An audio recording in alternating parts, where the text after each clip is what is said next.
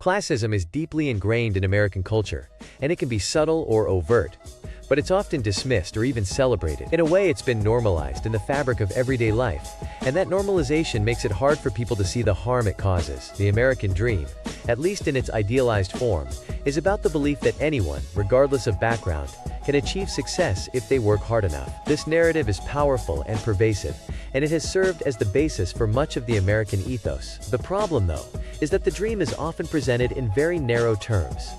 Financial success, home ownership, a fancy car, and prestigious jobs. When people fall short of this ideal, society tends to interpret it not as a failure of the system, but as a personal failure. This leads to the assumption that those without wealth, status, or a high-paying job are simply lazy, unmotivated, or not trying hard enough. It's a kind of victim blaming that overlooks structural inequalities, like access to education, systemic racism, health disparities, and the growing wealth gap. In many ways, cars in the U.S. are more than just a mode of transportation. They're an extension of a person's identity. A nice car is often seen as a symbol of success, status, and making it. People who drive older, less expensive cars or don't own a car at all are frequently looked down upon. It's such a common trope that movies, TV shows, and social media all contribute to the idea that a nice car is a shorthand for success. But it ignores how expensive cars are and how unattainable they can be for people struggling with debt or low wages. The idea that owning a big house is the ultimate marker of success is deeply ingrained in American society. But homeownership, especially in expensive areas, is increasingly out of reach for many people, especially younger generations, burdened by student debt or rising rent costs. This belief that owning a home is a key part of being a successful adult disregards the realities of housing inequality and makes people feel lesser if they can't afford a house. There's a massive premium placed on high-paying jobs in American culture, especially those in fields like law, medicine, finance, or tech. People without these jobs are often assumed to be less capable or less ambitious. For example, there's this stigma against blue-collar work, or any job that doesn't require a four-year degree. Society's tendency to equate someone's worth with their salary or job title can lead to significant shame and alienation for people who are just trying to make a living in a system that doesn't value all types of labor equally. The U.S. education system is incredibly stratified, with Ivy League schools and top-tier universities often seen as the only legitimate path to success. People without college degrees or those who attend lesser-known schools are frequently stigmatized. Even within the world of higher education, there's a vast divide in how people view degrees from elite schools versus public universities or community colleges. The prevailing idea is that only graduates of prestigious universities are truly worthy of high-status jobs, but this ignores the fact that many people can be equally qualified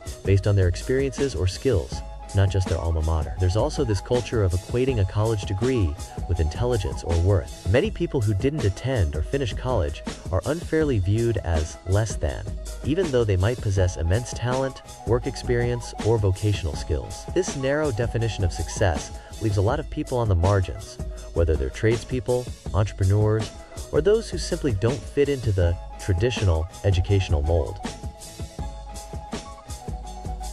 Social media, especially Instagram and Facebook, often amplifies classism by showcasing the lives of people who have the means to travel, own luxury goods, or live in extravagant homes. It creates a sort of status competition, where people feel pressure to keep up, sometimes even presenting a false image of wealth or success. This leads to feelings of inadequacy for those who don't have access to those kinds of resources, perpetuating the idea that they are somehow less than. Think about how people might comment on someone's choice to rent an apartment in a less desirable neighborhood, or drive an older car.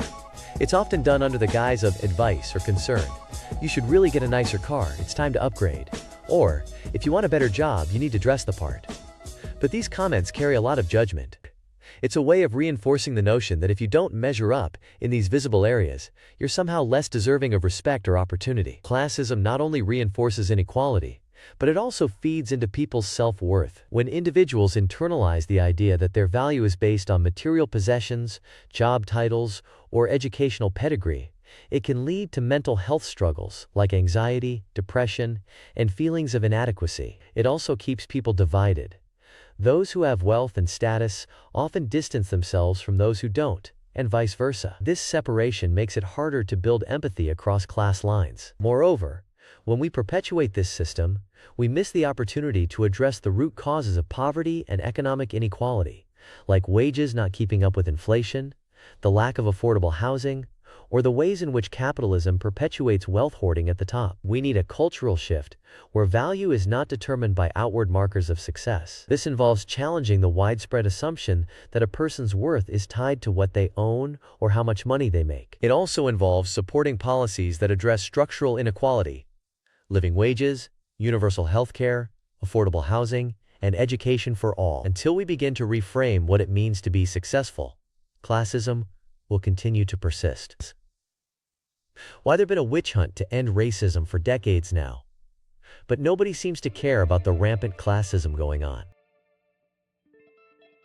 Racism and classism are both forms of systemic oppression, but the way they're perceived and addressed can differ significantly, and that's partly because of how they've evolved in terms of public awareness, history, and the way they intersect with other societal structures. The civil rights movements of the 20th century, particularly in the US and other parts of the world, brought racism into the spotlight as a global issue. Major legal changes like the Civil Rights Act of 1964 and the end of apartheid in South Africa signaled a significant shift. These movements had strong grassroots support and were backed by global efforts, including international sanctions and pressure, making racism something that's seen as unacceptable in most of the world. Racism has become more widely understood as a violation of basic human rights, with undeniable links to violence, oppression, and dehumanization. With organizations like the UN and others taking stances against racial discrimination, it's easier to mobilize international support against it. As technology advanced, particularly through social media, instances of racial violence and discrimination have been documented and shared globally, making it harder to ignore. The Black Lives Matter movement, for example, has been powerful in raising awareness and creating accountability. On the contrary, economic disparities have been deeply embedded in societies for centuries. So many people tend to accept them as normal or even necessary. The rich and the poor have been positioned in opposition for so long that class divisions feel like an inevitable part of life. Classism often gets overlooked because it's tied to economic systems that are seen as natural or even virtuous, like capitalism. While racism often has clear visible markers like skin color, classism can be more subtle. Wealth inequality isn't always as apparent in daily interactions, especially in societies where there's a lot of economic stratification that happens behind closed doors. You can have wealthy people who don't look overtly different from middle-class people, but the divide in lifestyle, opportunity, and privilege is vast. In capitalist systems, wealth is often seen as a reflection of merit. This creates the idea that those who are wealthy earned their status, and those who are poor didn't try hard enough or didn't make the right choices. This reinforces the idea that poverty is a personal failure rather than a structural issue, which makes it harder to challenge or address. While there are definitely movements and voices calling attention to class inequality like the Occupy Wall Street movement, or discussions around the 1% versus the 99%, they don't have the same widespread cultural momentum as racial justice movements. People are often more comfortable discussing race because it feels like a more tangible, singular issue, whereas class is more amorphous and intersects with other factors like education, geography, and family background. Racism has been more widely condemned in part because of major social movements that have brought it into the global spotlight, whereas classism is more deeply woven into the fabric of society and often goes unnoticed or unchallenged in the same way. Addressing classism requires confronting economic systems and wealth inequalities, which can be much more complex and contentious to navigate. However, there are growing movements and conversations around wealth inequality and economic justice, and it's definitely something that more and more people are starting to question. What do you think, though? Does it feel like classism is getting more attention now, or is it still something that flies under the radar too often? Do you believe racism and classism can both be snubbed out one day?